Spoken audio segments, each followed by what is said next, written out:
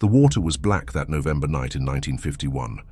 Not the kind of black you see in daylight rivers, where you can still make out movement beneath the surface. This was the black of erasure, of finality. The Allegheny River ran through Pittsburgh like a vein carrying poison, and on its banks, beneath the amber glow of distant steel mills, a woman in a wedding dress stood perfectly still. She didn't cry, didn't scream, didn't turn around when the car doors slammed shut behind her, when the voices of the men who'd brought her there faded back into the industrial darkness. Her veil moved in the November wind, a white ghost against the smoke-stained sky. Then she stepped forward, one foot then another. The water didn't even splash. It simply accepted her, the way the earth accepts rain, the way silence accepts secrets. By morning, the dress would be found caught on a piling 3 miles downstream, empty as a shed skin. But the woman herself, she was never seen again. Before we continue this story, I need you to do something for me. Hit that subscribe button right now, and down in the comments, tell me where you're listening from. Which city, which state? I'm curious to know who's brave enough to follow this story to the end. Because what you're about to hear isn't just another Mafia tale. This is about what happens when a woman becomes a secret that's too dangerous to keep, when her existence becomes evidence, when the only solution is for her to disappear as completely as smoke. So, tell me where you're watching from. Let me know you're there. And then we'll go back to where this all began 6 years before that river swallowed her whole. Pittsburgh in 1945 smelled like progress and sin in equal measure. The steel mills ran day and night, their furnaces painting the sky orange even at midnight, and the smoke settled into everything, into clothes, into lungs, into the very stones of the churches that lined every neighborhood like guardians who'd long since stopped paying attention. The war had just ended. Boys were coming home with medals and nightmares, and the city was drunk on victory and the money that came with it. It was the kind of prosperity that made people forget to ask where the money came from. Or maybe they just chose not to know. Rosemary Catalano was 19 that autumn, and she worked the counter at her father's grocery on Larimer Avenue. It was a narrow shop that smelled of cured meat and the sawdust they spread on the floors, wedged between a tailor and a baker in a neighborhood where everyone knew everyone's business, except when they decided not to. Her father, Vittorio, had come from Sicily 30 years before with nothing but a suitcase and a cousin's address. He'd built something respectable, clean. He paid his bills on time, went to mass every Sunday, and kept his head down when certain men came into the shop and left envelopes in the back room. Rosemary had her mother's dark eyes and her father's practical mind. She was the kind of girl who could calculate change in her head before the register drawer opened, who memorized every regular customer's order, who smiled in a way that was pleasant without being inviting. She knew how to be invisible while being useful. In a neighborhood like theirs, that was survival. The first time she saw Vincent Lazaro, he was buying cigarettes. It was a Tuesday afternoon in October, and the shop was empty except for old Mrs. Giordano examining tomatoes in the back with the intensity of a jeweler assessing diamonds. Vincent walked in like he owned not just the shop, but the entire block, and maybe he did in ways that didn't show up on any deed. He was 28, tall, with the kind of face that photographs made handsome, but real life made dangerous. His suit was tailored, his shoes were shined, and he wore a silver tie clip that caught the afternoon light coming through the shop window. He didn't ask for the cigarettes, just placed a $5 bill on the counter and looked at her directly, which most men didn't do. Most men looked past her or through her, addressed their requests to the air over her shoulder as if she were a mechanism rather than a person. "Lucky strikes," Rosemary said, a statement, not a question. "You always this good at guessing?" "It's not guessing when everyone from Bloomfield smokes the same brand." Vincent smiled, and it was the kind of smile that carried a warning underneath. "You know where I'm from. I know your cousin Carlo buys his produce here every Thursday." She counted out his change, placing it on the counter rather than in his palm, maintaining that careful distance. "You came in once before. April, you bought olives and bread. You remember that? I remember orders. You don't remember people. Sometimes they're the same thing." He picked up his change slowly. deliberate in a way that made the gesture feel significant. Behind him, Mrs. Giordano had moved on to inspecting peppers, her careful attention a reminder that nothing in this neighborhood went unnoticed, even when it seemed to. Vincent glanced back at the old woman, then at Rosemary again. "Your father keeps a nice shop," he said. It sounded like a compliment. It wasn't. "He works hard. In this neighborhood, working hard isn't always enough." Vincent tapped the cigarette pack against his palm, a habit or a gesture of emphasis. It was hard to tell. Sometimes a man needs friends, people who can make sure his hard work doesn't go unnoticed or unprotected. Rosemary's hands didn't shake, but her throat went tight. She recognized the shape of a threat even when it wore the mask of concern. Her father had told her about these conversations, how they always started friendly, how they always ended with someone paying for protection from the same people offering it. "We do fine," she said, "for now." He tucked the cigarettes into his coat pocket. But times change. War's over. Things are shifting. The families are reorganizing, territories being redrawn. Your father's shop sits right on the line between old agreements and new arrangements. It would be unfortunate if that became a problem. Mrs. Giordano was at the register now, her arms full of vegetables, her timing either perfect or deliberate. Vincent stepped aside with the grace of someone who knew when a conversation had served its purpose. Rosemary rang up the old woman's order, her hand steady now, her face arranged in that pleasant neutrality she'd perfected over years of customer service. Vincent waited until Mrs. Giordano had collected her paper bags and shuffled toward the door, her departure marked by the bell above the frame. "I'll be seeing you," Vincent said, and Rosemary knew with the certainty of intuition that came from growing up in neighborhoods where certain truths were never spoken but always understood, that this was not the end of something but the beginning. Vincent came back 3 days later, then twice the following week, then so regularly that his visits became part of the shop's rhythm, like the bread delivery every morning at 6 or the evening rush, when workers stopped in for cigarettes and coffee before heading home. He always bought something small, cigarettes, coffee, once a tin of anchovies that Rosemary suspected he'd never opened. But the purchases weren't the point, and they both knew it. He asked questions that seemed casual until you added them up. How long had her father owned the shop? Who supplied their meat? Whether they had any trouble with vandalism, with theft, with competitors undercutting prices. And beneath every question was that same unspoken offer. "We can help you, but help always has a price." Vittorio noticed, of course. "You didn't survive 30 years in this neighborhood without developing a sense for when your daughter was being circled by wolves in expensive suits." He started finding reasons to be at the front counter when Vincent came in, his presence a wall between his daughter and whatever future this young man represented. But walls only work when the person on the other side respects them. One evening in November, after the shop had closed, Vittorio sat Rosemary down in the back room that served as both office and storage. The single bulb overhead cast shadows that made his face look older, more worn. He'd been a handsome man once. You could see it in old photographs, in the strong line of his jaw, the confidence in his eyes. Now he just looked tired. "This Lazaro boy," he said. "You understand what he is. I understand." "Do you?" Vittorio leaned back in his chair, which creaked under his weight. "Because understanding and accepting are different things. His family owns half the gambling in Bloomfield. They run numbers, protection, loan sharking. During the war, they made a fortune on the black market. Meat, sugar, gasoline, everything people couldn't get legally, the Lazaros provided for a price. You think that money came clean? I don't think about it at all. That's the problem." Her father's voice was gentle, which somehow made it worse than anger. "You can't afford not to think about it. Men like Vincent, they don't court girls like you because they fell in love at first sight. They do it because it serves a purpose. Marriage is business to them. You'd be a connection, a way into legitimate enterprises, a respectable face to put on dirty money." Rosemary had been folding receipts, organizing them by date, but now her hands stilled. "And if I refuse him?" "He hasn't asked yet. He will. And when he does, we need to be ready with the right answer."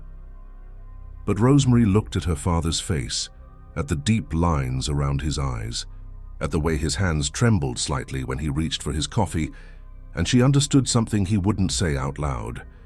There was no right answer. There was only the answer that kept the shop standing, that kept her father safe, that prevented the kind of unfortunate accidents that happened to people who said no to men like Vincent Lazaro. She'd heard the stories, passed in whispers between customers who thought she wasn't listening.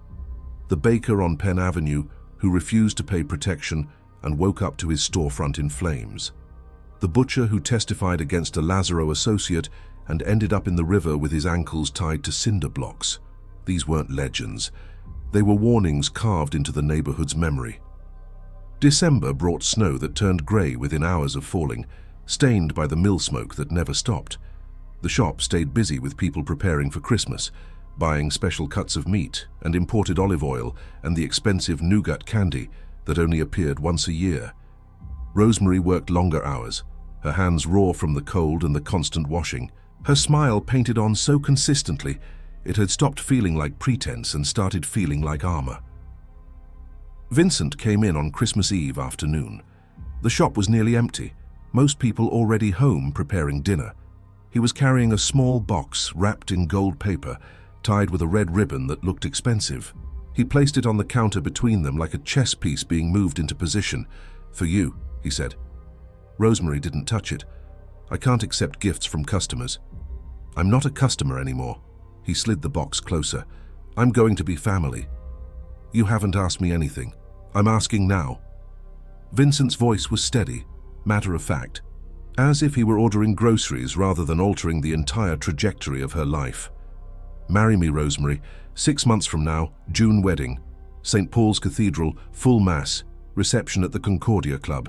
I'll take care of everything. Take care of you. Take care of your father." That last part hung in the air like smoke. He won't have to worry about anything again. The shop, the neighborhood, any debts he might have accumulated over the years, all forgiven, all forgotten. She understood then. Her father owed them money. Somehow, somewhere, Vittorio Catalano had borrowed from the wrong people, and now the debt had come due in the form of his daughter's future. She wanted to ask how much, when, why. But the answers didn't matter, because the debt itself was just an excuse, a framework to build the transaction on.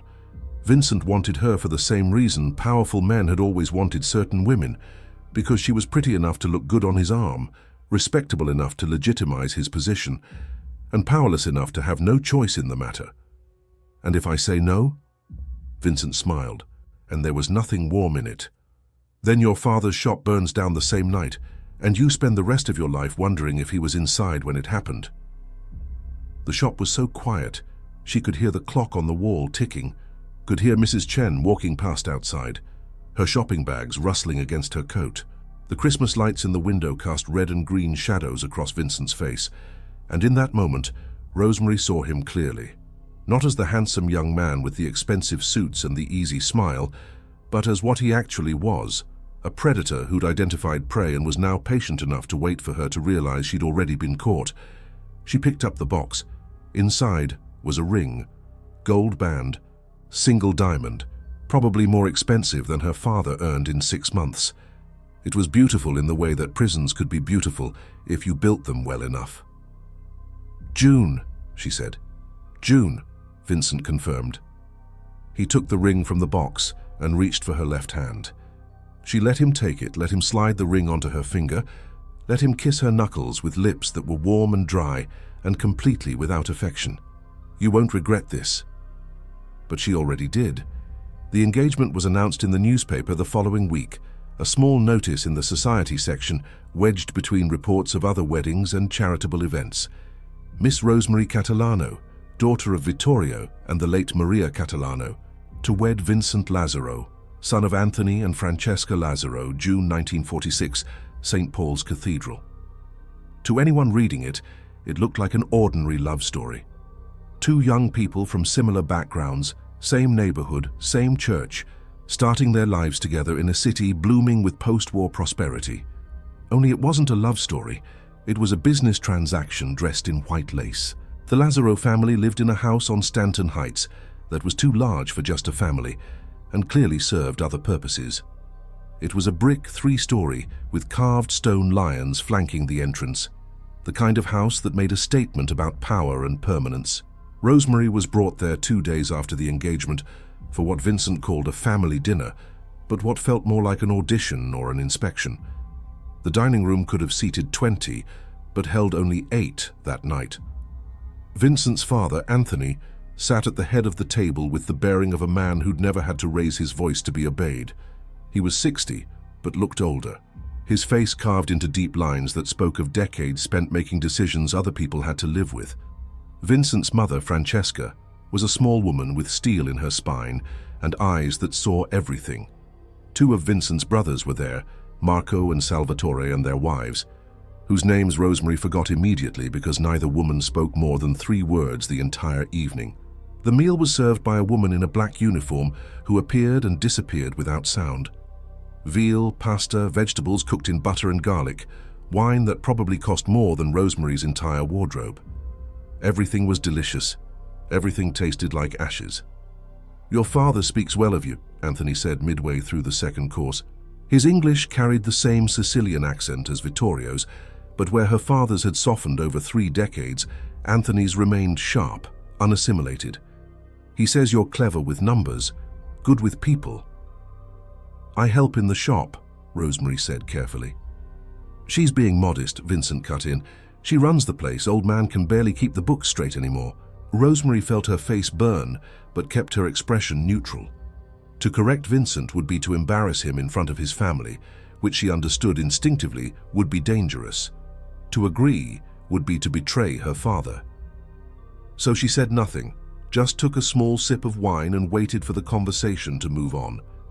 "You'll learn our business too," Anthony continued. "Vincent has interests beyond what your father knows.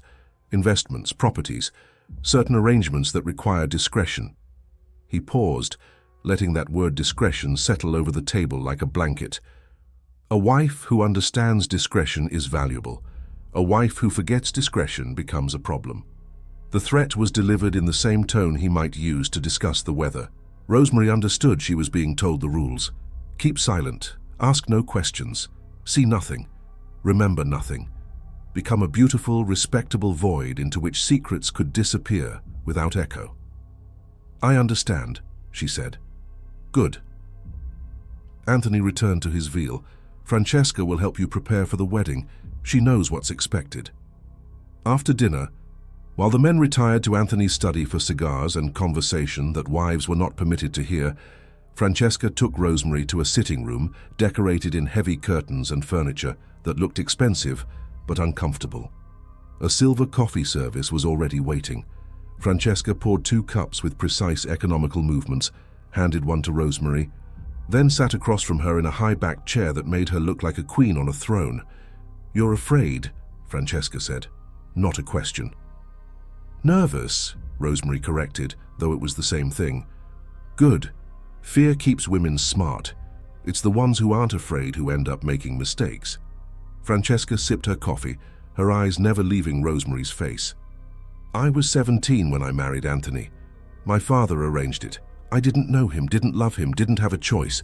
43 years later, I'm still here. You want to know how?" Rosemary did and didn't, but she nodded. Silence, loyalty, invisibility. Francesca ticked off each word on her fingers as if counting money. You see nothing. You hear nothing. You repeat nothing. Men come to this house at all hours. Money changes hands, packages arrive and leave. Conversations happen in rooms you're not invited into. None of it concerns you. None of it exists. You wake up every morning and put on a dress and smile and play the role of the respectable wife. You go to church, you host dinners, you raise children if you're blessed with them, and you never, ever speak about what happens in this family to anyone outside this family. Not friends, not priests, not even your own father. And if I can't do that, Francesca's face hardened, then you'll end up like Vincent's first fiancé. The room went cold. Rosemary hadn't known there was a first fiancé. Her name was Angela Russo. Beautiful girl, ran her mouth to the wrong person about something she overheard. Next week she was found in her apartment, dead from what the police called an overdose of sleeping pills. Such a tragedy, such a waste. The whole neighborhood came to the funeral. Francesca set her coffee cup down with a gentle click. You seem smarter than Angela. I hope you are, because Vincent needs a wife he can trust. And in this family, trust is measured by survival. Rosemary felt the weight of the ring on her finger, heavier now, an anchor pulling her down. She thought about running, about fleeing Pittsburgh entirely, disappearing into some distant city where the Lazaros couldn't find her. But she knew it was fantasy. They would find her, and more importantly, they'd punish her father for her betrayal. The shop would burn. He'd disappear. And she'd spend whatever remained of her life carrying that guilt. So she smiled at Francesca, the same pleasant, neutral smile she'd perfected behind the grocery counter. I understand completely. I hope you do. Francesca stood, smooth and final. The wedding is June 8th. I've already spoken to Father Benedict. We'll have the ceremony at 10, reception at 2. Your dress will be handled. Guest list will be handled. All you need to do is show up and say the words. Can you do that? Yes. Then we'll get along fine. The months between January and June 1946 passed like a slow drowning.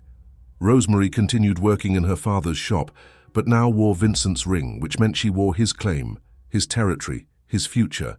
Customers congratulated her, asked when the big day was, said how lucky she was to be marrying into such a successful family.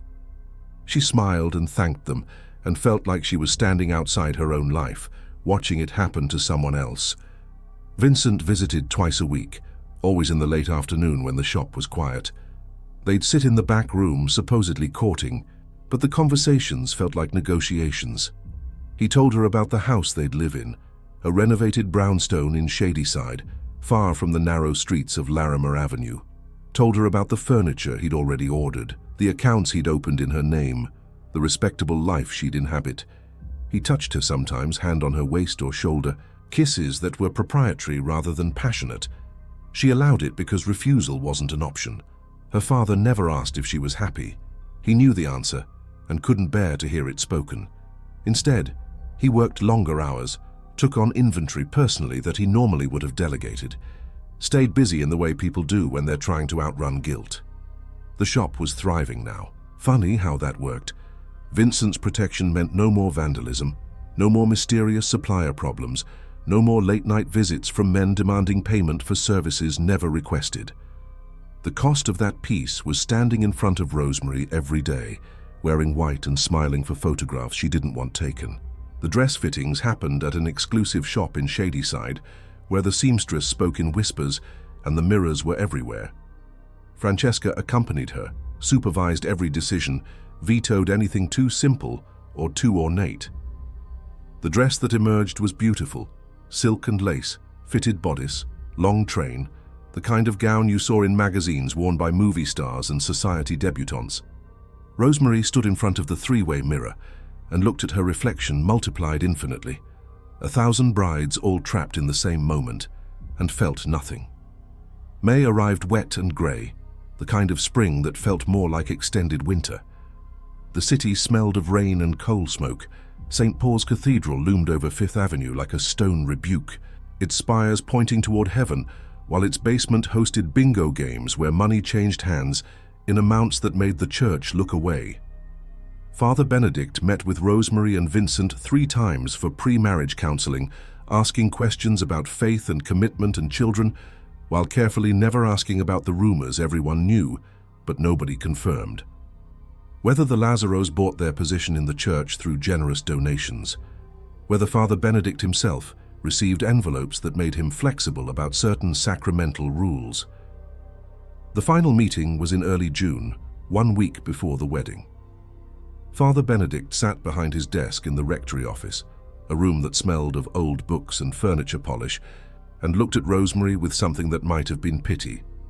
"Do you enter this marriage of your own free will?" he asked. It was a required question. Canon law demanded it. But the answer was a fiction, and everyone in the room knew it. Rosemary looked at Vincent sitting beside her, his hand possessive on her knee, his smile confident because he'd never been denied anything in his life. She looked at Father Benedict, who'd already decided to perform the ceremony regardless of her answer, because the church needed the Lazaro family's money more than it needed one girl's truth. "Yes," she said. I do. The lie tasted like communion wine, bitter and sacred and entirely wrong. The morning of June 8, 1946, dawned clear and warm, the kind of perfect summer day that felt like a mockery. Rosemary woke at 5 in her childhood bedroom, the walls still covered with the wallpaper her mother had chosen before dying when Rosemary was 12. Yellow roses, faded now, peeling slightly at the seams. She lay there for a long time, staring at the ceiling, thinking about all the futures that would never happen. The man she might have loved if she'd been allowed to choose, the children she might have wanted rather than obligated to produce, the life she might have lived beyond the narrow cage of expectations and threats. Her father knocked at 6, gentle, tentative. "You awake?" "Yes." He came in carrying coffee, and they sat together on the edge of her bed the way they used to when she was small and afraid of thunderstorms. He'd aged a decade in 6 months. The guilt was consuming him from the inside, and Rosemary wanted to tell him it wasn't his fault, that she didn't blame him, that she understood he'd done the only thing he could. But the words wouldn't come because part of her did blame him, did resent him, did wish he'd been stronger or braver or luckier. "You can still run," he said quietly. "I have money saved. Not much, but enough to get you to New York or Boston. You could disappear. Change your name. They'd find me." "Maybe not." "They would." Rosemary sipped the coffee. It was too hot and scalded her tongue, but the pain felt clarifying. "And then they'd come for you. I'm an old man, doesn't matter what happens to me." "It matters to me." Vittorio's shoulders sagged.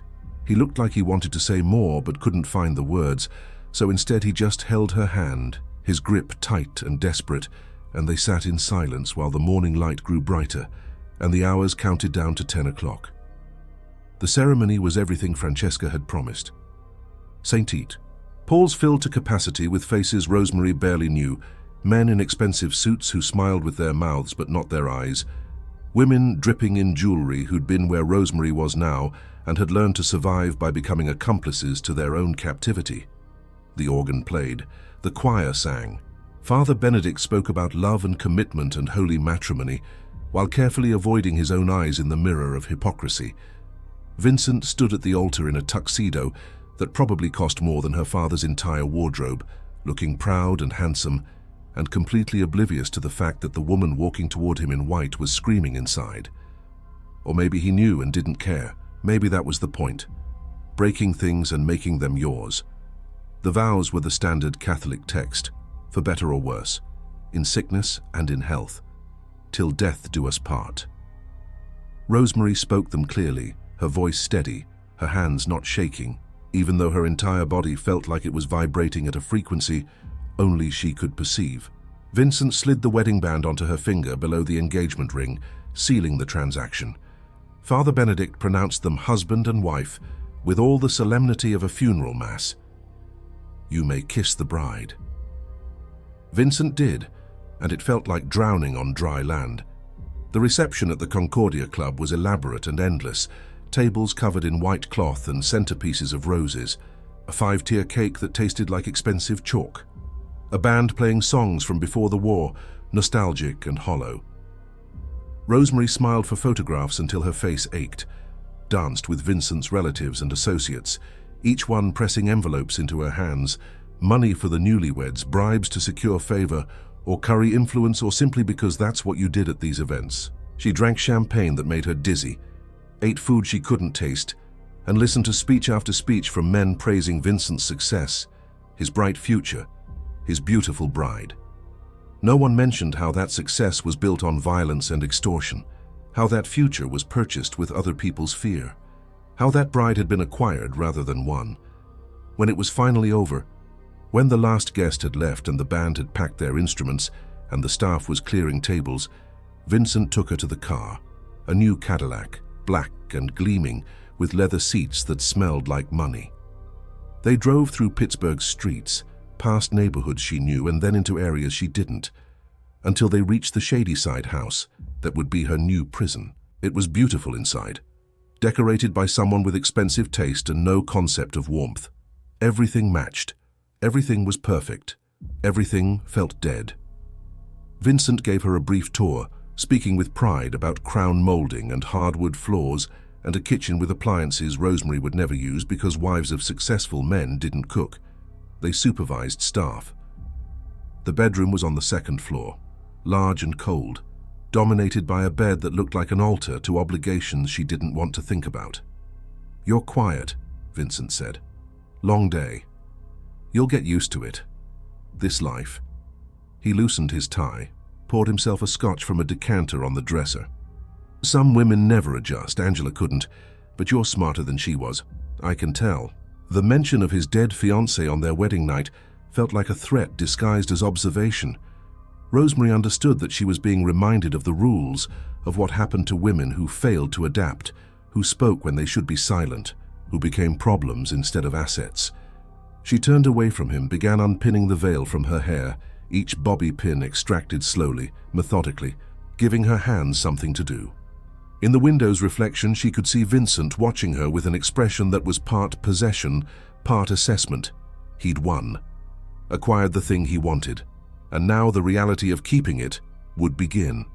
That night established the pattern that would define their marriage. Vincent did what he wanted. Rosemary endured it. Afterward, he slept deeply while she lay awake staring at the ceiling, listening to sounds of a strange house settling around her, like bars clicking into place.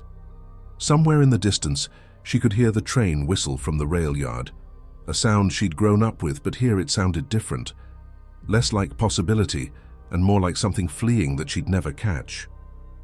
The first year of marriage taught Rosemary what she'd already suspected, that being Vincent Lazaro's wife meant becoming invisible in every way that mattered.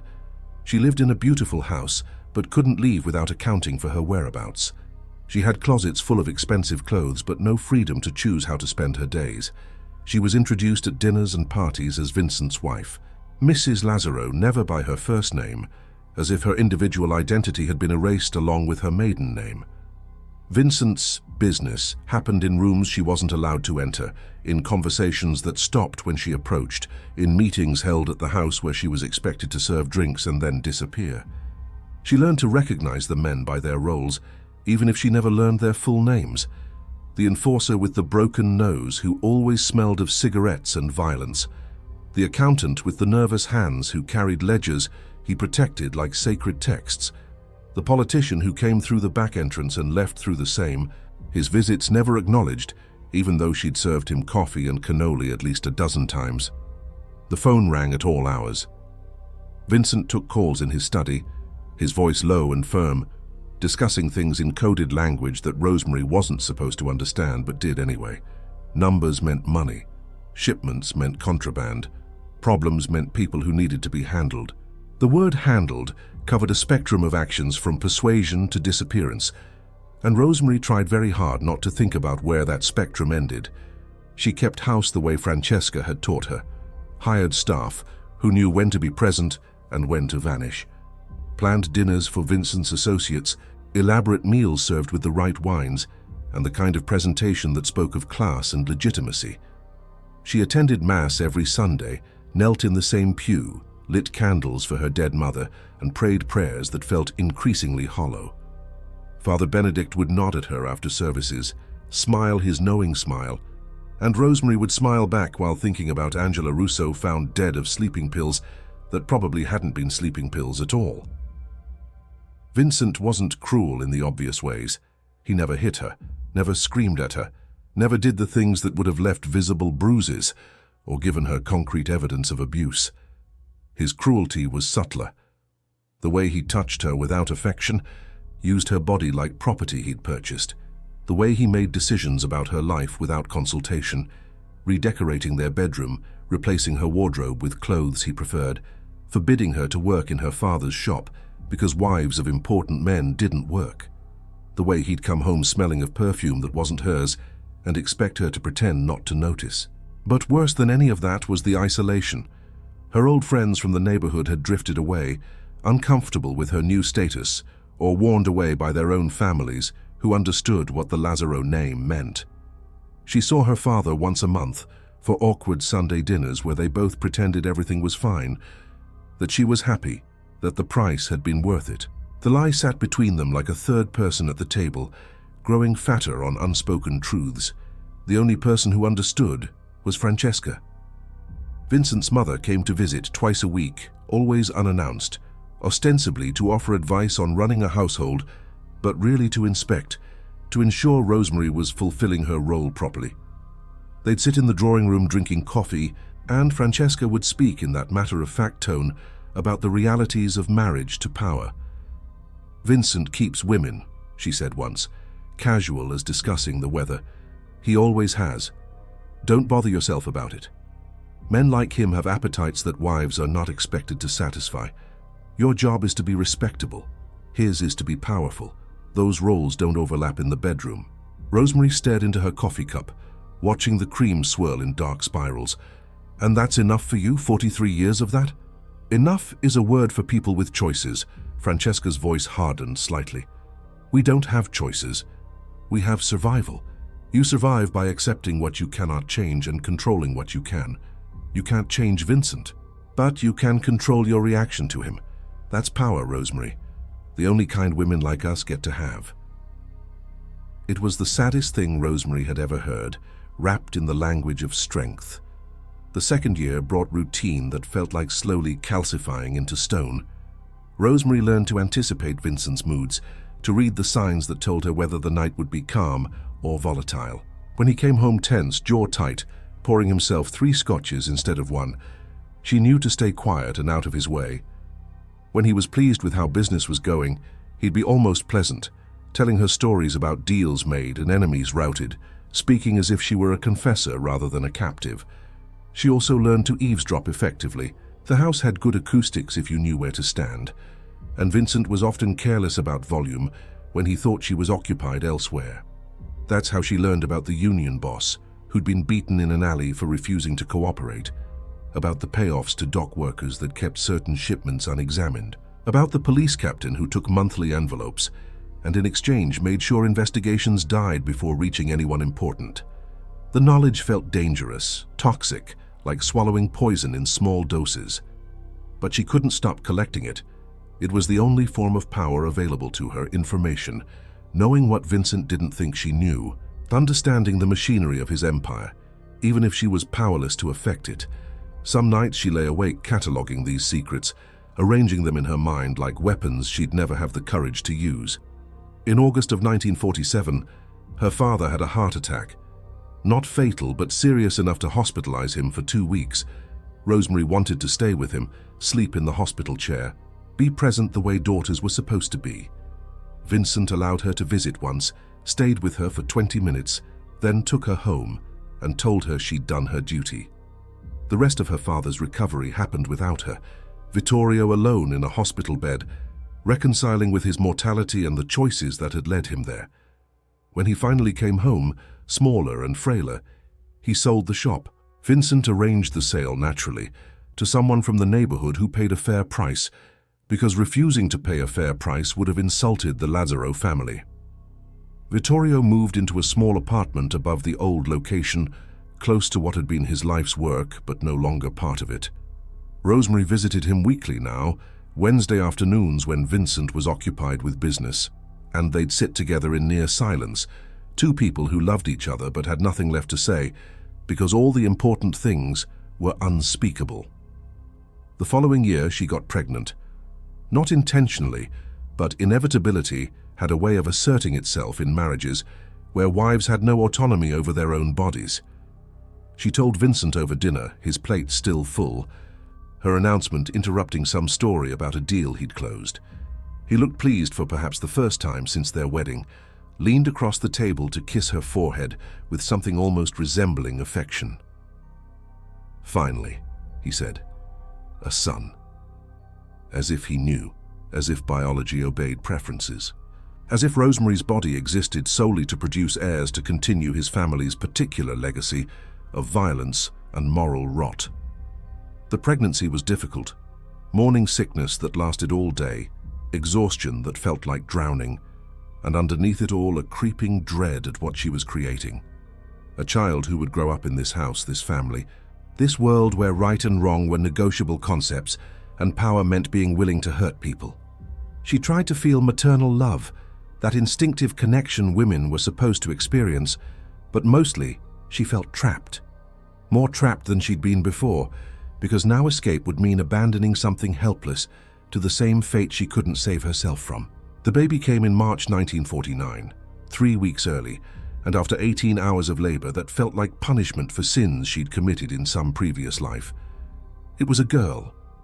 Vincent tried to hide his disappointment, but couldn't quite manage it. A daughter was less useful to him, less able to carry on the family business in the ways that mattered. But he adjusted quickly, calculating new advantages. A beautiful daughter could be married off strategically, could cement alliances, could be another form of currency in the economy of power. They named her Maria after Rosemary's dead mother. It felt like an apology and a curse in equal measure. Motherhood should have given Rosemary purpose, but instead just gave her more fear.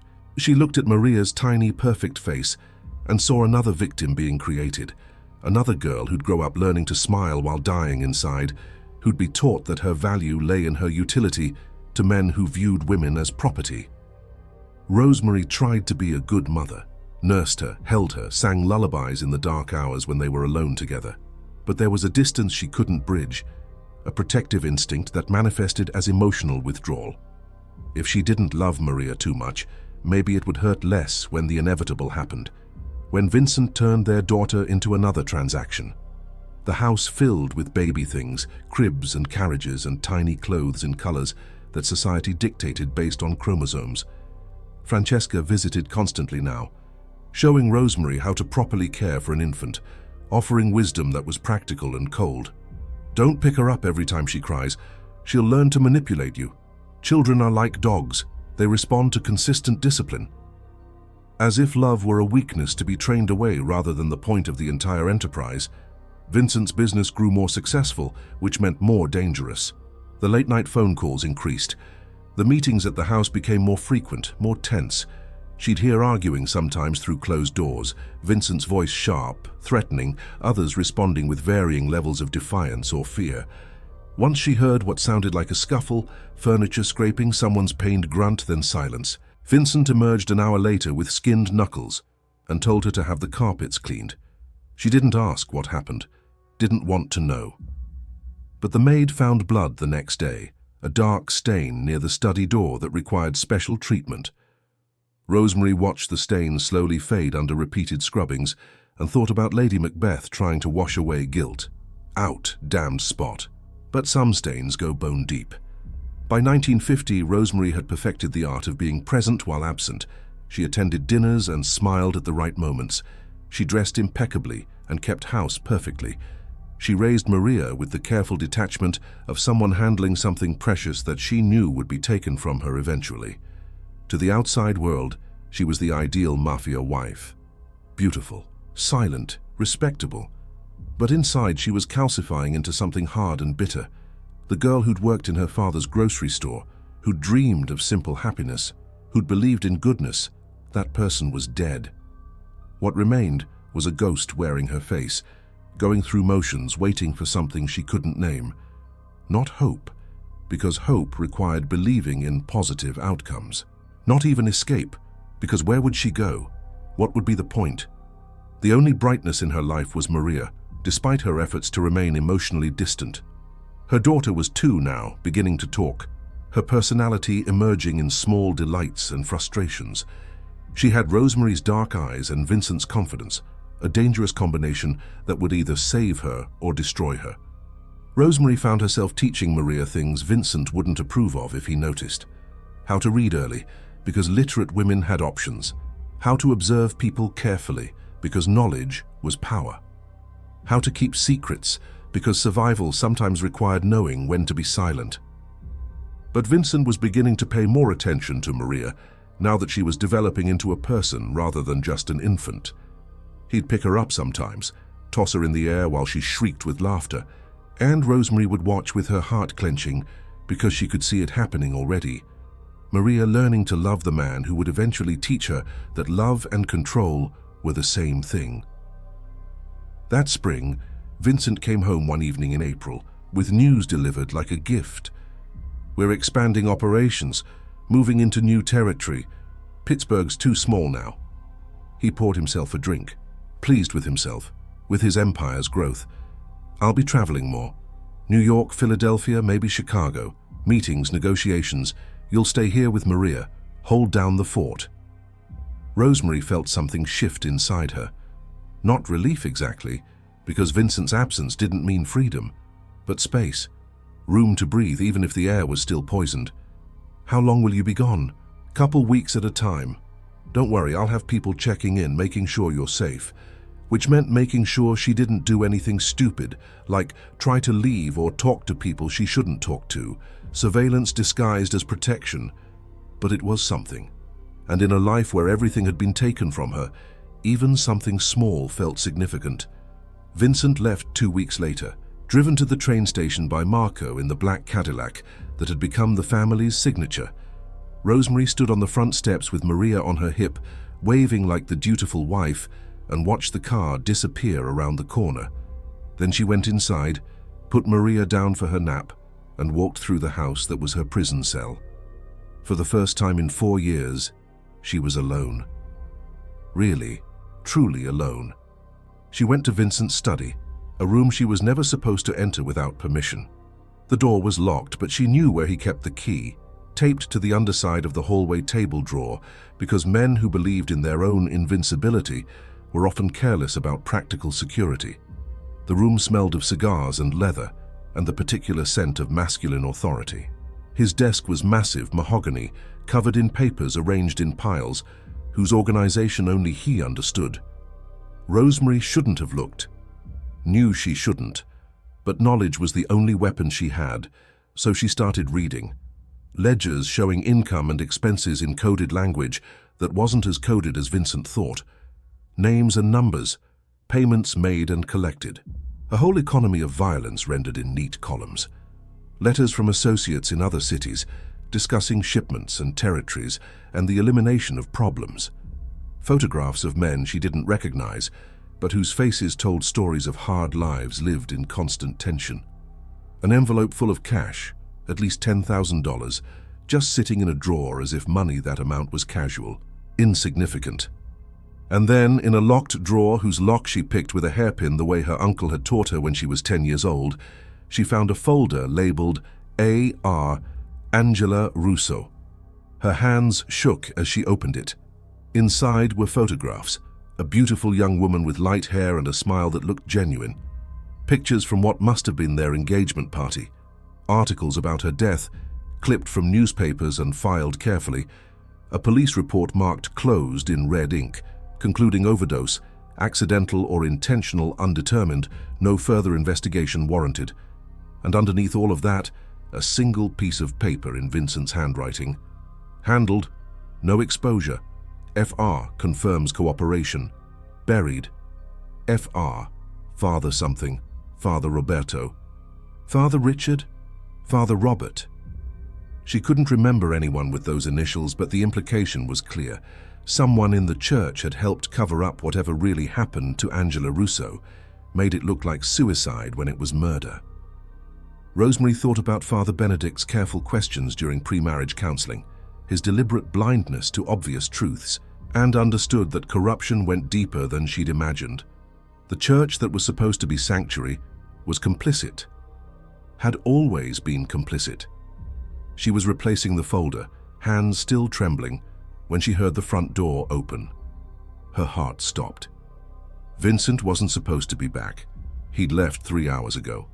Unless he'd forgotten something, or this was a test, or... Mrs. Lazaro. The voice was female, the maid coming to clean. Not Vincent. Not yet. Rosemary forced her hands steady, locked the drawer, replaced the key, exited the study, and closed the door behind her. By the time the maid appeared in the hallway, Rosemary was arranging flowers in a vase, her face composed, her secret tucked away like all her other secrets. But something had shifted. She'd seen proof of what she'd always suspected. Vincent had murdered his previous fiancée. The church had helped him hide it. And if he'd done it once, he could do it again. Would do it again if Rosemary ever became inconvenient or dangerous. She was living on borrowed time, and the loan could be called in at any moment. The months while Vincent traveled were the closest Rosemary came to happiness, which was a sad statement about her life. She spent her days with Maria, teaching her words and numbers, reading her stories about princesses who didn't need rescuing. They'd walk to the park together, Maria's small hand in hers, and Rosemary would push her daughter on swings while pretending they were a normal family. Just a mother and child enjoying a spring afternoon, no violence lurking in the background, no future being calculated in transactions of power. Her father's health was declining.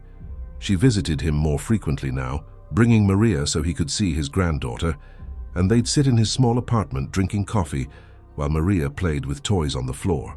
Vittorio never said he regretted the choice he'd made, selling his daughter to save himself, but Rosemary could see it in his eyes. The guilt was eating him alive, manifesting in chest pains and shortness of breath, and a general wasting away that no doctor could fix because the illness was spiritual. "I'm dying," he told her one afternoon in June, matter of fact, resigned. "Doctor says 6 months, maybe less. Heart's giving out." Rosemary felt something crack inside her. "Papa, no." "Yes, and before I go, I need to tell you something." He leaned forward, his voice dropping to a whisper even though they were alone. "The money I owed them, that Vincent used to force you into marriage, I never borrowed it." She stared at him. "What?" "It was a fiction. Vincent wanted you, so Anthony created a debt that didn't exist. I went along with it because they threatened to burn the shop either way, with or without the excuse of debt. I thought if I cooperated, at least you'd be taken care of. Rich husband, nice house. I didn't understand what kind of life it would really be." His eyes were wet. "I sold you for nothing, cara mia. For a lie." The betrayal should have felt larger, but Rosemary was too numb to feel anything beyond a distant, cold confirmation. Of course it had been a fiction. Of course the debt was manufactured. Men like the Lazaros didn't need real reasons to take what they wanted. They just needed excuses that made their cruelty look like business. "It doesn't matter now," she said quietly. "It does to me. Because I'm going to die knowing I failed you. Failed your mother, God rest her soul. She'd have fought them. She'd have burned the whole neighborhood down before letting them take you. And then we'd both be dead. Maybe. But at least we'd have our souls." Rosemary didn't visit her father again, not because she was angry, but because seeing him dying of guilt was unbearable. She told herself she'd go next week. Then next week became the week after. And then one Wednesday morning, Vincent called from Philadelphia to tell her Vittorio had died in his sleep. Heart finally gave out. Funeral Saturday, Father Benedict presiding, burial at Calvary Cemetery next to her mother. She cried for 2 days, not the pretty, delicate crying of movie heroines, but the ugly, visceral kind that came from years of accumulated grief finally finding release. Maria was frightened by her mother's collapse, clinging to her and asking why she was sad, and Rosemary couldn't explain it in terms a 3-year-old would understand. How do you tell a child that her grandfather died of guilt over selling her mother into slavery? That their whole family was built on lies and violence and moral compromise? Vincent came back for the funeral, his presence a statement of respect that was really about showing his power. He stood beside Rosemary at the graveside, his hand proprietary on her waist, while Father Benedict spoke about eternal rest and God's mercy.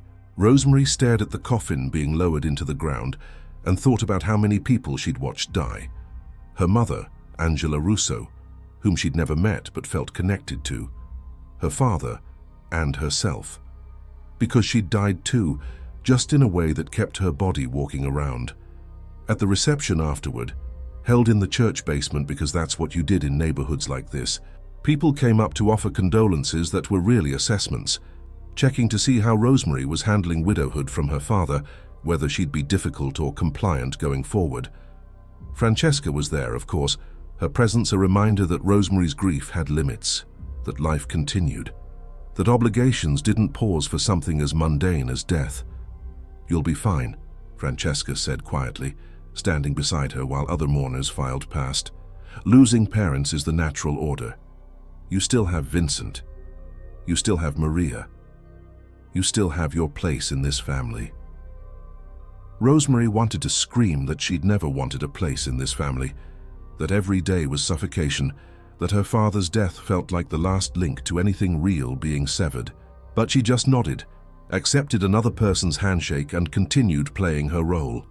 That night, after everyone had gone home and Maria was asleep, Rosemary stood in the bathroom staring at herself in the mirror. She was 25 years old, but looked older. The lines around her eyes had deepened. Her skin had lost the glow of youth. She looked like exactly what she was, a woman who'd been worn down by years of pretending to be something she wasn't. She opened the medicine cabinet, looked at the bottles lined up like soldiers, sleeping pills, painkillers, a razor in the back. It would be easy. Take too many of the pills or run the water and slip into it. Let the warmth carry her away. Angela Russo had died of an overdose, real or faked. Rosemary could make hers real, choose her own exit. But then she heard Maria make a small sound in her sleep, and the moment passed. She couldn't do it. Couldn't leave her daughter alone with Vincent and Francesca and the rest of them. Maria needed someone who remembered what it felt like to be human, even if that someone was broken. Rosemary closed the cabinet, turned off the light, and went to bed beside a man who'd destroyed her life. And the next morning she woke up and played her role again, because that's what survival required. Vincent's travels became more frequent through 1951. He'd be gone 3 weeks out of every month, returning only for brief intervals, where he'd assess his household like a landlord checking property. Rosemary had learned not to ask questions about where he went or what he did. The few times she'd shown curiosity, he'd shut her down with looks that carried threat underneath. But she pieced together information from overheard phone calls and conversations between Vincent and his brothers when they visited. The family was expanding into labor racketeering, controlling unions in construction and shipping. They were diversifying from gambling and bootlegging into more sophisticated crimes, loan sharking on a massive scale, money laundering through legitimate businesses, political corruption that reached into City Hall and beyond. The money flowed like a river, and with it came increased danger, rival families pushing back against Lazaro expansion. Federal investigators starting to pay attention in ways that couldn't be bought off as easily as local police. Vincent came home tense more often now, his moods volatile, his drinking heavier. Rosemary learned to recognize the signs of stress and stay invisible until he'd calmed down. She also learned he was keeping a mistress in Philadelphia. She discovered it by accident, overhearing him on the phone speaking in tones he never used with her, affectionate, almost tender, promising gifts and visits, using endearments that sounded genuine. Later, she found receipts in his suit pocket for jewelry she'd never received, for dinners at restaurants he'd never taken her to. The betrayal should have hurt, but Rosemary felt nothing but relief. If Vincent had affection to give, better he gave it to someone else. Let another woman deal with his attention and needs. Let Rosemary exist in the margins, invisible and forgotten. It was safer there. That autumn, Maria started asking questions about her father. Why was he always gone? Where did he go? What did he do? Rosemary struggled to answer in ways that were honest, without being damaging. Your father has important business, became her standard response, vague enough to be meaningless. But Maria was smart, observant, beginning to notice things a 4-year-old shouldn't notice. The way people talked in careful voices around them, the way certain men visited the house and left looking worried, the way her mother flinched when the phone rang late at night. "Is Papa bad?" Maria asked one evening while Rosemary was putting her to bed. "Why would you ask that? Nonna Francesca says Papa makes people do things they don't want to do. That's what the priest says bad people do." Rosemary's throat tightened. She wanted to tell the truth, to explain that yes, Vincent was bad in ways that would take years to fully articulate. But Maria was 4. She needed to believe in her father a little while longer before the world revealed what kind of man he really was. "Your papa is complicated," Rosemary said carefully, "but he loves you very much." It was a lie. Vincent loved Maria the way he loved anything, as a possession, an asset, something that belonged to him. But children needed certain fictions to survive, and Rosemary couldn't bring herself to shatter that one yet. By October, something was changing in Vincent's world. He came home more frequently but stayed in his study, doors locked, phone conversations terse and angry. Marco and Salvatore visited daily now, and the three brothers would argue in raised voices about territories and agreements, and someone named Gallo who was causing problems. Rosemary caught fragments. "He's pushing into our operations. We need to send a message. This ends badly if we don't act." Then one evening in early November, Vincent gathered the family for dinner. His parents, his brothers and their wives, even some cousins Rosemary barely knew. The dining room table was full, the meal elaborate, Anthony's favorite dishes, as if this were a celebration rather than whatever it actually was. Anthony sat at the head, his face grave, and when the meal was finished and the staff had been dismissed, he spoke with the authority of a king addressing his court. "We have a problem," he said. "Frank Gallo and his crew have been muscling into our territory, stealing our accounts, threatening our people, acting like we're weak. Last week they put 2 of our collectors in the hospital, beat them bad enough to send a message." The room was silent. Rosemary sat beside Vincent, her hands folded in her lap, her face neutral. She wasn't supposed to be hearing this, but no one had told her to leave, so she stayed and listened. "We can't let this stand," Marco said. "We hit them back harder, show them we're not weak." "It's not that simple," Vincent cut in. "Gallo has connections. He's bringing in muscle from New York, talking to politicians we thought were our people. If we go after him directly, it turns into a war. Wars are expensive, messy, draw attention we don't need." "So what?" Salvatore leaned forward. "We let him take our territory? Show everyone we can be pushed around?" "No." Anthony's voice was final. "We handle Gallo, but we do it smart. Vincent, this is your territory he's hitting, your responsibility to fix." Vincent nodded, his jaw tight. "I have a plan. It's already in motion." Rosemary didn't ask what the plan was. She didn't want to know.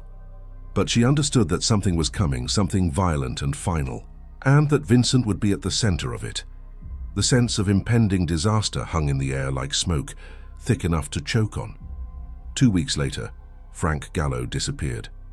The newspapers reported it briefly. Local businessman vanished, last seen leaving his social club in Bloomfield. Foul play suspected, but no body found. The police investigation was perfunctory, concluded quickly with no arrests, and suddenly Vincent was in a much better mood. His tension evaporated, his confidence restored. Rosemary knew without being told that her husband had murdered a man, that somewhere in Pittsburgh, or maybe in the river or buried in some construction site, Frank Gallo's body was rotting, and no one would ever be held accountable because that's how power worked. You killed, and if you were important enough, the killing just disappeared into the city's fabric like rain into pavement. She thought about that a lot in the days that followed, about how easy it was to make someone disappear, how little evidence needed to remain, how quickly a person could go from being alive to being nothing but rumors and closed police files. She thought about Angela Russo, about whether her body had been found or if she too had simply ceased to exist in any official sense. And she began to understand that she might be next. The knowledge came slowly, built from small observations accumulated over months. The way Vincent looked at her sometimes when he thought she wasn't paying attention, assessing, calculating. The conversations that stopped when she entered rooms. The questions Francesca asked about her daily routine, who she saw, where she went. It felt like surveillance, like she was being studied for weaknesses or patterns. Then in late November, Vincent mentioned casually over breakfast that he was making changes to his will. "Just legal housekeeping," he said, not looking up from his newspaper. "Making sure everything's properly arranged. If something happened to me, you and Maria would be taken care of. House goes to you, trust fund for Maria, monthly allowance managed by Marco. You'd be comfortable." "Nothing's going to happen to you," Rosemary said automatically, the expected response. "You never know in this business, better to be prepared." But Rosemary understood something had shifted. Vincent was organizing his affairs, which meant either he anticipated danger to himself or was planning something that required certain pieces to be in place. And the fact that he was explaining her financial future felt less like reassurance and more like establishing motive. If something happened to him, she'd benefit, which meant if something happened to her, he could frame it as murder-suicide. Distraught wife, mentally unstable, tragically kills herself after killing her husband. Tidy narrative, easy to sell. She started noticing other changes. Her sleeping pills had been replaced with a different bottle. Same label, but the pills inside looked slightly different. When she took one, she slept too deeply. Couldn't wake even when Maria had nightmares and came to their room. It was concerning enough that she stopped taking them, started palming the pills and flushing them, pretending to sleep. And late one night when she was pretending, she heard Vincent get up. Heard him moving through the house, making a phone call from his study, his voice low but agitated. She couldn't make out words, but the tone was clear. Something was wrong. Something was coming. And whatever it was, Vincent was preparing for it. The next morning, Francesca arrived unexpectedly. She sat with Rosemary in the drawing room, and her demeanor was different, more serious, almost concerned, though with Francesca, it was hard to tell if concern was genuine or strategic. "How are you feeling?" Francesca asked. "Fine. Why?" "Vincent mentioned you've been having trouble sleeping. Anxiety. He's worried about you." Rosemary went very still. "I'm not anxious. Motherhood can be difficult. The isolation, the stress. It's not uncommon for women in our world to struggle. My own sister had problems, depression. Eventually it became too much for her." "What happened to your sister?" "She drowned herself." Francesca said it matter-of-factly, like mentioning the weather. "Walked into Lake Erie wearing her Sunday dress. They found her 3 days later. Very tragic. The family took care of the funeral, made sure it looked proper. But everyone knew. Everyone understood she'd given up." The story was a threat, disguised as family history. Rosemary was being told how her own ending could be arranged, sold to the public, buried with respectable grief. All it would take was the right circumstances, the right narrative, and she'd become another tragic story about a woman who couldn't handle the pressures of being married to an important man. "I'm not your sister," Rosemary said carefully. "No. But you're carrying secrets that make you vulnerable, things you've seen, heard, things that could cause problems if spoken to the wrong people." Francesca leaned forward slightly. "Vincent has been very good to you, given you everything, but trust is fragile in our family. Once it's broken, it can't be repaired. Do you understand what I'm saying? I've never spoken to anyone about anything." "I know, but Vincent has concerns. He thinks you're too curious, that you've been going through his things. He found his study door unlocked last month when he knew he'd locked it. Papers out of place, little things that add up to bigger suspicions." Rosemary's heart was pounding, but she kept her voice level. "If Vincent has concerns, he should speak to me directly. He's trying to protect you, from yourself mostly. He knows what happens to women who become liabilities. He doesn't want that for you. Neither do I. You're a good girl, Rosemary. A good mother. It would be a shame if anything happened to you." Francesca stood, smoothing her skirt. "Just remember that marriage is about loyalty. And loyalty means knowing when to see nothing, say nothing, be nothing but exactly what's needed." After she left, Rosemary sat alone in the drawing room for a long time, her hands shaking now that there was no one to see. She'd been caught. Her careful attempts to understand Vincent's world had been noticed, and now she was being warned that the price of curiosity was death. She thought about running, but where? She had no money of her own, no family left, no friends who weren't connected to Vincent's world somehow. And if she tried to leave, they'd kill her and take Maria, raise her daughter in the same corrupt system that had destroyed Rosemary. There was no escape. Only the slow countdown to whatever ending had already been written. December came cold and bitter, the kind of Pittsburgh winter where the sky stayed gray for weeks and the snow fell dirty with soot from the mills. Christmas approached, and Rosemary went through the motions of holiday preparation, buying gifts for Maria, decorating the house with garland and lights, hosting Vincent's family for dinners that felt more like wakes than celebrations. Maria was excited about Christmas in the way only young children could be, her innocence a sharp contrast to the darkness surrounding them. She helped decorate the tree, talked endlessly about what Santa might bring, sang carols she'd learned in the Catholic kindergarten she attended 3 mornings a week. Rosemary watched her daughter's joy and felt her heart breaking, knowing this might be their last Christmas together. Vincent was distracted, tense again. He'd started carrying a gun everywhere, even in the house. Rosemary saw it once when his coat fell open, a snub-nosed revolver tucked into a shoulder holster. He caught her looking, smiled without warmth, said nothing. The gun was a statement, a reminder that violence was always available, always close. On Christmas Eve, after Maria had been put to bed and the house was quiet, Vincent called Rosemary into his study. She went with dread pooling in her stomach, knowing instinctively this was the conversation she'd been avoiding. The room smelled of cigar smoke and whiskey. Vincent was behind his desk, documents spread out in front of him, a bottle of scotch already half empty even though it was only 9 o'clock. "Close the door," he said. She did. "Sit down." She sat in the leather chair across from his desk, her hands folded in her lap, her face composed even though everything inside her was screaming to run. "We need to talk about some things," Vincent said. "Things I've been putting off, but they can't wait anymore." "All right. You've been unhappy. I'm not blind. I see it. The way you look at me, the way you move through this house like you're living in a prison. I gave you everything, money, status, security, and you're still miserable." Rosemary didn't respond. Any answer would be dangerous. "At first I thought it was just adjustment. Women need time to settle into their roles, especially women who had other ideas about what their lives would be. But it's been 5 years, Rosemary. 5 years and you still flinch when I touch you. Still look at me like I'm something you want to escape. I've been a good wife," she said carefully. "I've done everything expected of me. That's just it. You've done everything expected, but nothing more, no warmth, no partnership. You're like a well-trained employee going through motions. That's not a marriage. That's a business arrangement that stopped being useful." The fear crystallized into certainty. He was going to kill her. This was how it started.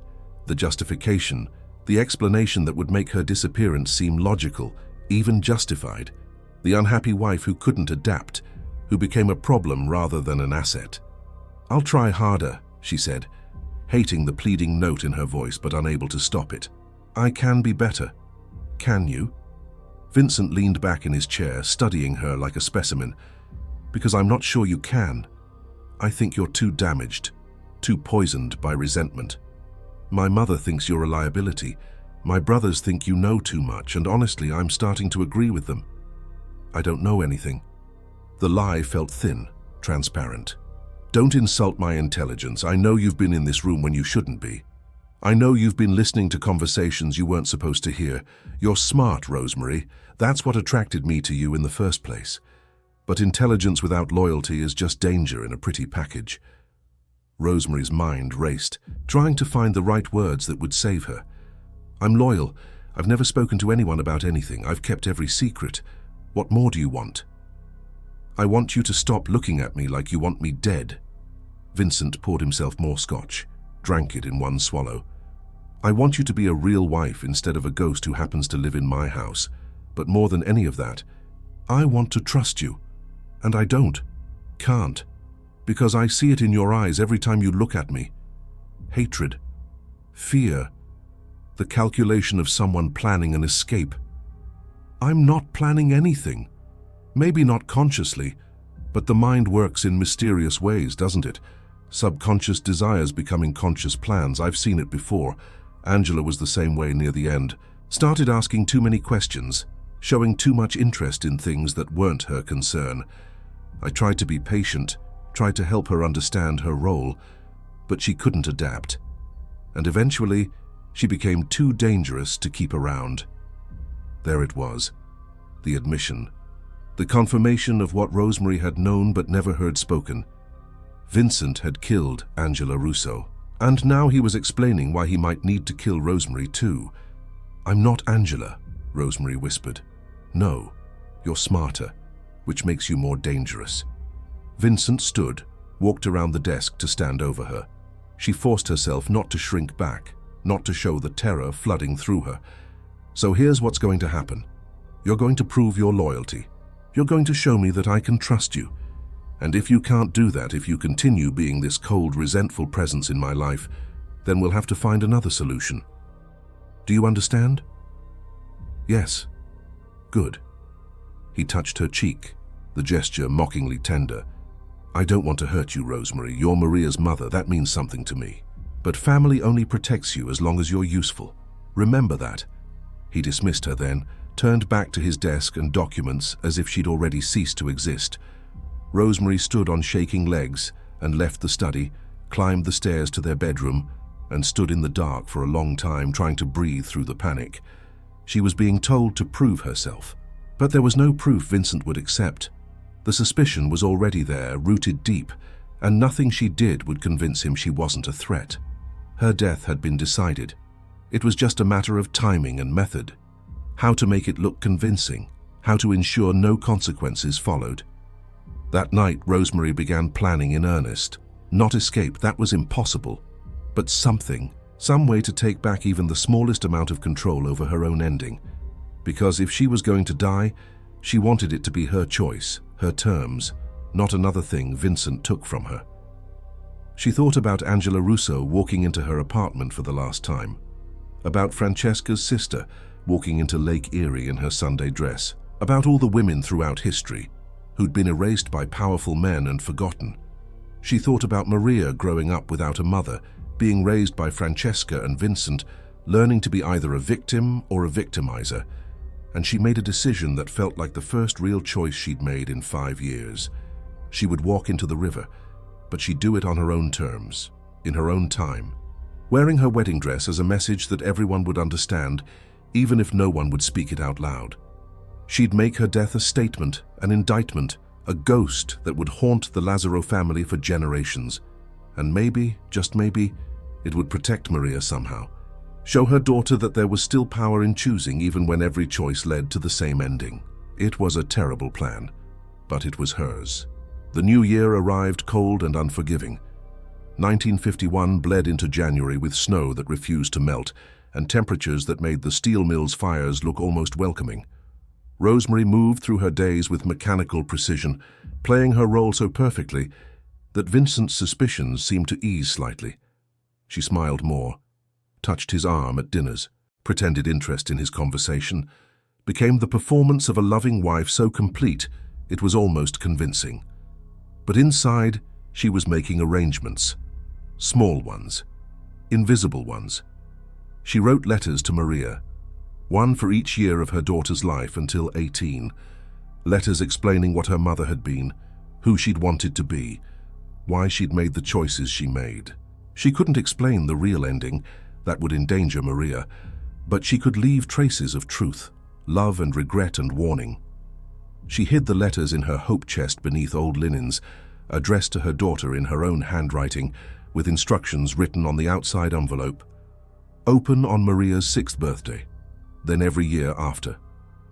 She visited her father's grave, stood in the snow, and said goodbye properly. Told him she forgave him, that she understood, that she'd join him and her mother soon. The words fogged in the winter air, disappeared like smoke, like promises, like everything she'd ever believed about the world making sense. She went to confession for the first time in months, sat in the dark booth at St. Paul's and told Father Benedict things she'd never spoken aloud. Not the full truth, that would implicate too many people, but enough that someone would know her real story, even if they chose to do nothing with it. I'm trapped, Father, in a marriage that's killing me slowly, and I don't know how to survive it. Father Benedict's voice came through the screen, familiar and tired. Marriage is a sacrament, my child. It requires sacrifice, patience, and faith that God will provide. God isn't providing, Father. He's looking away.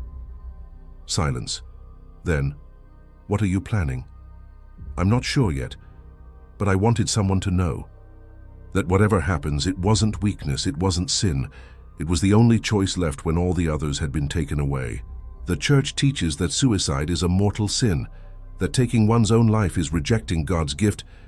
The Church also teaches that bearing false witness is a sin, that covering up murder is a sin. But you did that for the Lazaros, didn't you? When Angela Russo died, you helped them hide what really happened. Another silence, longer this time. You don't know what you're talking about. I know enough. I know that you're as trapped as I am, Father. That sometimes complicity is the price of survival. I don't blame you. I just wanted you to know that I understand how corruption works, how good people become instruments of evil, because the alternative is destruction. What do you want from me? Nothing, just remember me as I really was. Not as they'll say I was. Rosemary left the confessional without waiting for absolution. She understood now that forgiveness came from within, or not at all, and she'd forgiven herself for what she was about to do, for leaving Maria, for giving up, for choosing the river over fighting a battle she'd lost before it started. February came with a thaw that made the snow turn to slush, dirty grey water running through the streets like the city bleeding out. Vincent's mood improved as his business concerns eased. He was almost pleasant some evenings, telling her about expansions into new territories, about political connections being forged, about the bright future ahead for the family. He talked about Maria's future, the private schools she'd attend, the debut party when she turned 18, the strategic marriage that would cement Lazaro alliances. Rosemary listened and nodded and smiled, and inside she was already gone. On March 15th, St. Paul's held a wedding, some cousin of Vincent's marrying into another family. A transaction dressed in ceremony, just like Rosemary's had been 5 years earlier. She attended, watched the bride walk down the aisle in white lace, and remembered her own wedding with perfect, painful clarity.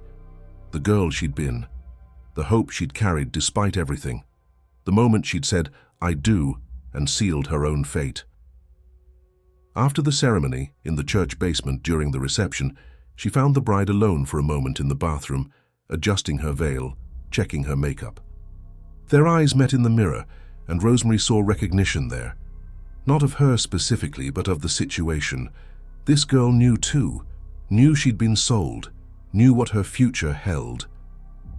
"Don't," Rosemary said quietly. "Don't what?" "Don't give up who you are. Don't let them erase you. Fight. Every single day, fight to stay yourself, even if it's just in your thoughts. Even if it's just in the small moments when no one's watching. Don't become a ghost before you're dead." The bride stared at her, young and frightened, and already defeated. "I don't have a choice." "I know, neither did I. But I'm telling you anyway because someone should have told me." Rosemary fixed her own lipstick in the mirror, the red too bright against her pale skin. "Remember who you were before this. Hold on to it. Don't let them kill the girl you were just because they own the woman you've become." She left before the bride could respond, went back to the reception, stood beside Vincent while he laughed with his brothers, and counted down the days until November. Spring and summer passed in a blur of routine. Maria turned 5, a milestone celebrated with a party in the backyard, attended by other Mafia children who didn't yet understand what their families really were. Rosemary watched her daughter blow out candles and make wishes, and prayed that at least one of those wishes would come true, that Maria would grow up strong, that she'd be smarter than her mother, that she'd find a way to escape the trap that generations of women before her had been caught in. Vincent's travels continued. He was gone more than he was present, which Rosemary welcomed. His absence meant breathing room, space to think, moments where she could drop the performance and just exist. She spent those moments with Maria, creating memories she hoped her daughter would carry forward. They read books together, made cookies that turned out burned but delicious, told stories about Rosemary's own mother, keeping that history alive. "What was Nonna Maria like?" her daughter asked one afternoon in August while they were sitting in the garden, the summer sun finally breaking through Pittsburgh's perpetual haze. "She was strong, stronger than anyone knew. She came here from Sicily with nothing and built a life through sheer determination. She used to tell me that women carry worlds inside them, entire universes of strength that no one sees because we're taught to make it look easy. Are you strong like her?" Rosemary looked at her daughter's serious face, those dark eyes that saw too much. "I'm trying to be. Papa says women are supposed to be soft. That's why they need men to protect them. Papa says a lot of things." Rosemary chose her words carefully. "Some of them are true. Some of them are convenient for men to believe. You'll have to learn to tell the difference." "How?" "By trusting yourself, by remembering that you're more than what anyone tells you you are. You're whole, complete. You don't need permission to exist or think or want things. Can you remember that?" Maria nodded, though Rosemary wasn't sure a 5-year-old could fully understand, but the seed was planted. Maybe it would grow. Maybe Maria would be different. Maybe Rosemary's sacrifice would mean something if her daughter learned from it. September arrived with cooling temperatures, and the sense of things ending, leaves beginning to turn, summer's brightness fading into autumn's darker palette. Rosemary felt time accelerating, pulling her toward the inevitable, and she made final preparations. She organized her things carefully, threw away old letters that might incriminate anyone, left the letters to Maria where they'd be found, paid all the household bills in advance, made a list of Maria's favorite foods, her bedtime routine, the small details that might help whoever ended up caring for her daughter after she was gone. She also retrieved her wedding dress from storage. The silk had yellowed slightly, the lace aged, but it still fit perfectly. She tried it on late one night when Vincent was away, stood in front of the mirror and looked at herself. The ghost of the bride she'd been, the specter of the woman she'd become. It felt appropriate, felt like the right costume for her final act. Vincent came home in early October, and his mood was different, celebratory. He'd closed some major deal, expanded into new territory, solidified his position in ways that would ensure Lazaro dominance for years. He took Rosemary to dinner at an expensive restaurant, ordered champagne, told her they should go on vacation. A second honeymoon, he said. Rekindling the romance, he said. She smiled and agreed and felt nothing but the cold certainty that time was running short. Vincent was feeling expansive, generous, which meant his guard was down, which meant this was her opportunity. The date she chose was November 30th, St. Andrew's Eve, her mother's birthday, a date that felt significant, heavy with meaning, even if no one else would recognize it. She told Vincent she wanted to walk by the river that evening, clear her head, enjoy the November air before winter fully set in. He was distracted with business, nodded absently, said fine. She arranged for Maria to stay with Francesca overnight. The excuse was that Rosemary needed rest, had been feeling unwell, wanted quiet to recover. Francesca agreed without suspicion. Wealthy women's mysterious ailments were common, accepted, rarely questioned. The day of, Rosemary woke early, made breakfast for Maria, got her dressed in the clothes she'd laid out the night before, drove her to Francesca's house and hugged her daughter too tightly, too long, until Maria squirmed and asked why she was being weird. "I'm not being weird, I just love you very much." "I know, Mama. I love you too. Remember that, no matter what happens, no matter what anyone says, remember that I love you more than anything." "Okay." Maria kissed her cheek, ran inside to where Francesca was waiting and didn't look back. Rosemary drove home alone through Pittsburgh's gray streets, went inside the house that had never felt like home, put on the wedding dress that had always felt like a costume, looked at herself in the mirror one final time and saw not a victim, but someone making a choice, the only choice, but still a choice. She left at dusk when the light was failing and the temperature dropping, drove to the river, parked the car where it would be found, but not immediately. The mills were fires in the distance, their smoke mixing with clouds, making the sky look apocalyptic, biblical, like the world was ending, which in a way it was. Her world, at least. The Allegheny River was black and cold and infinite. It had swallowed so many secrets before her. What was one more? Rosemary stood on the bank, the wedding dress luminous in the fading light, and thought about everything she'd been and everything she'd never get to be. Thought about Maria, hoped the letters would help, hoped her daughter would understand someday. Thought about her mother and father, about Angela Russo, about Francesca's sister, about all the women who'd been erased because they couldn't figure out how to survive systems designed to destroy them.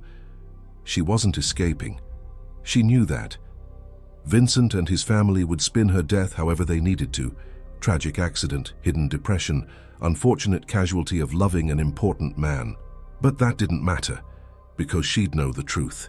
She'd know that in this final moment she was choosing, taking back the one thing they couldn't steal, her agency over her own ending. The water was black, the wind was cold, the city was indifferent. Rosemary stepped forward, one foot then another. The water accepted her without hesitation or judgment. It simply was.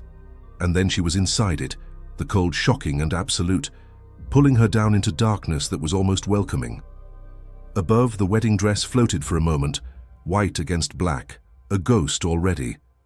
By morning, they'd find the dress caught on a piling 3 miles downstream, empty as a shed skin. But Rosemary Catalano Lazaro herself, she was never seen again. Not her body, not her grave.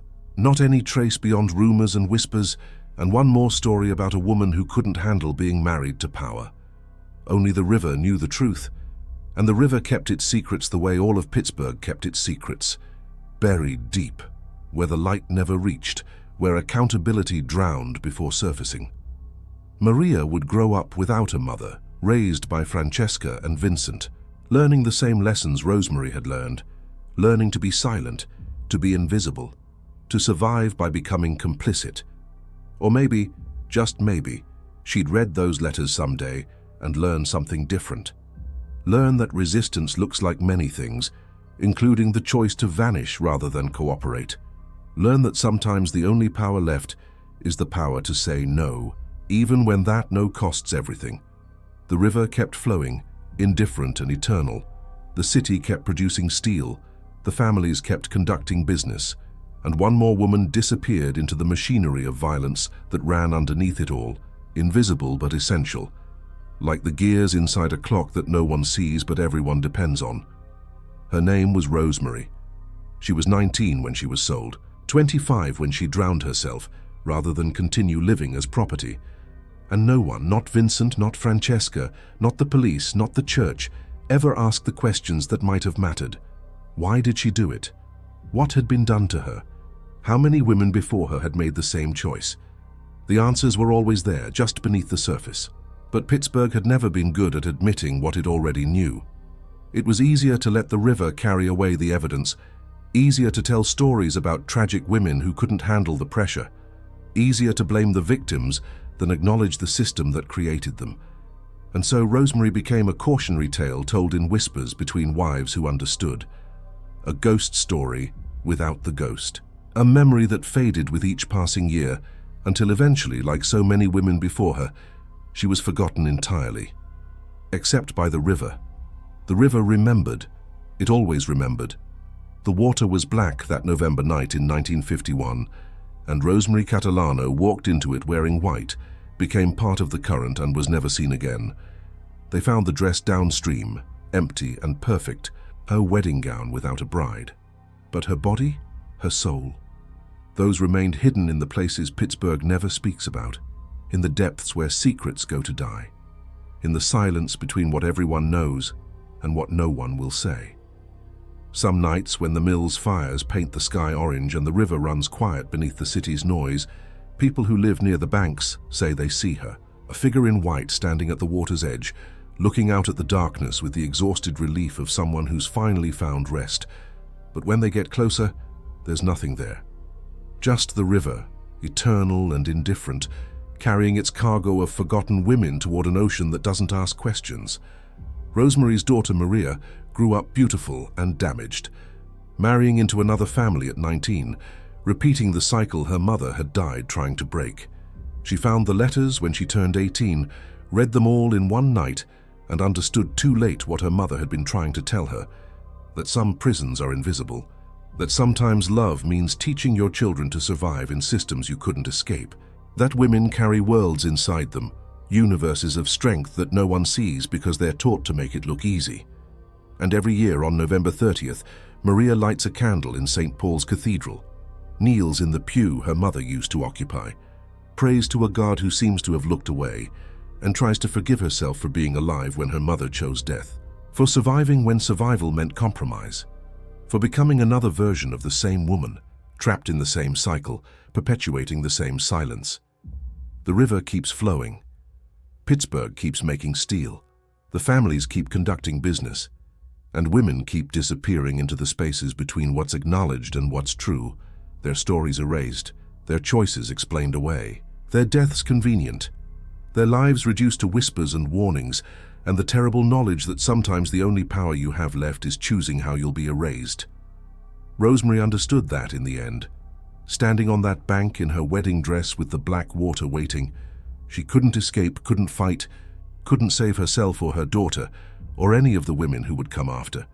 But she could refuse to cooperate further, could choose the river over continued captivity, could make her disappearance mean something, even if that meaning would never be spoken aloud. And so she stepped forward, And the water took her, and Pittsburgh did what Pittsburgh always does.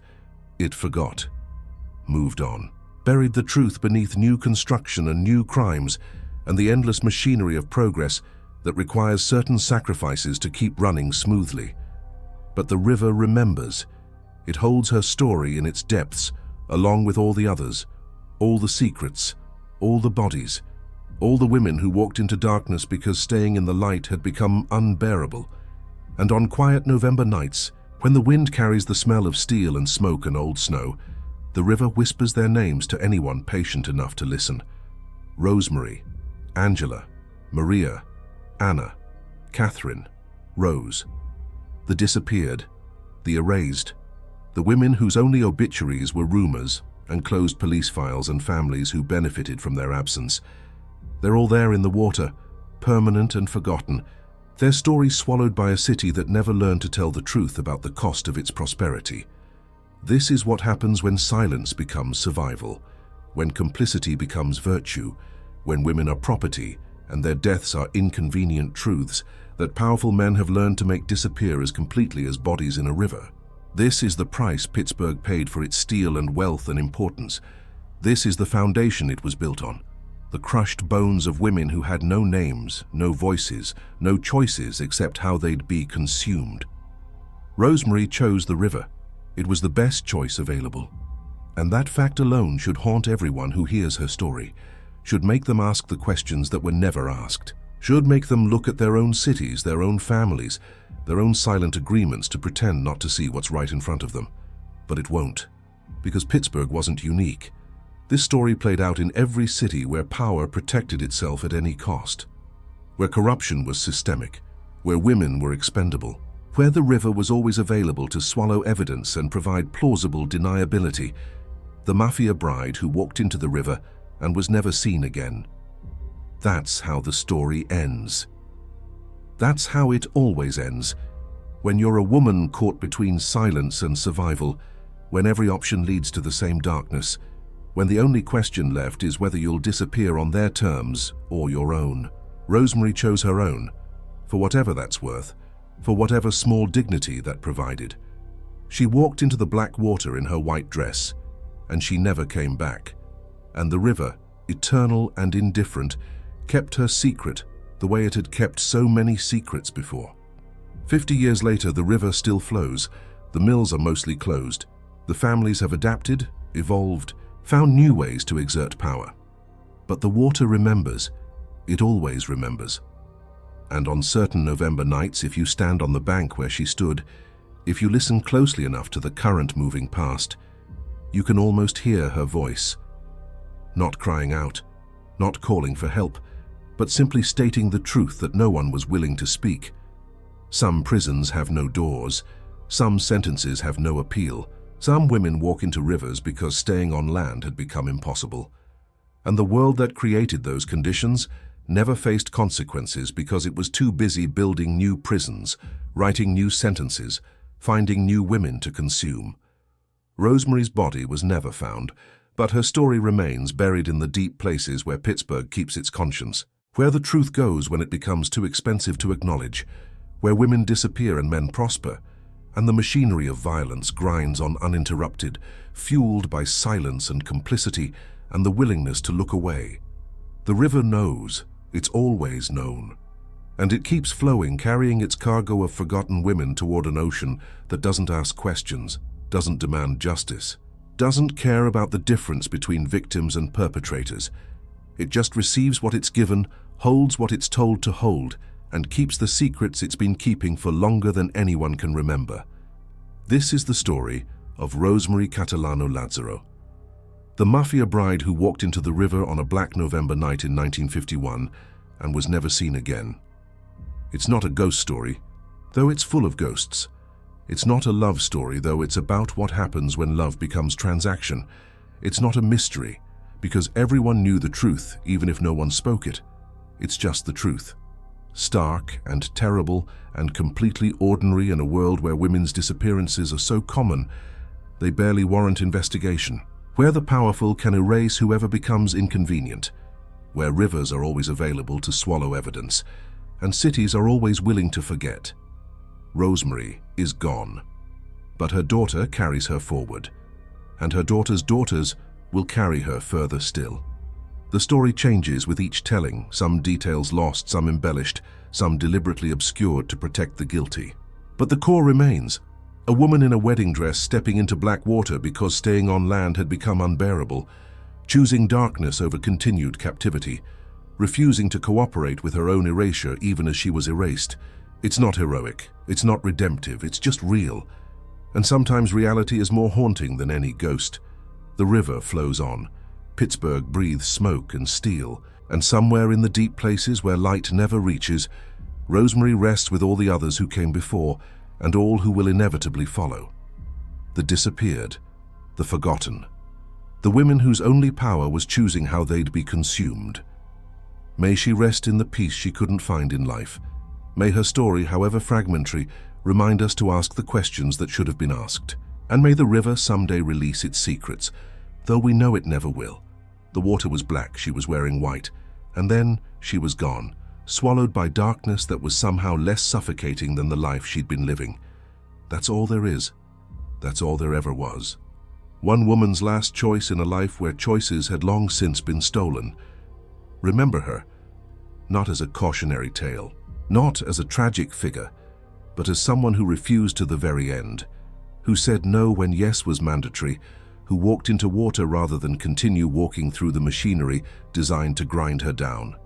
Rosemary Catalano, 1925-1951. She was never seen again, but she was seen once, and that matters, even if only to the river, even if only in stories told in whispers, even if only as evidence that some women, faced with impossible choices, chose themselves. However dark that choosing, however final that agency. The dress floated downstream, empty and perfect. The city moved on. The family closed ranks, and the river kept its secret, the way it always does until the end of time and the death of memory and the final silence that claims all stories eventually. But not yet. Not today. Today we remember. Today we speak her name. Today we acknowledge what was done to her and what she did in response. It's not enough. It never is. But it's something. The water was black that November night, and Rosemary walked in and disappeared forever.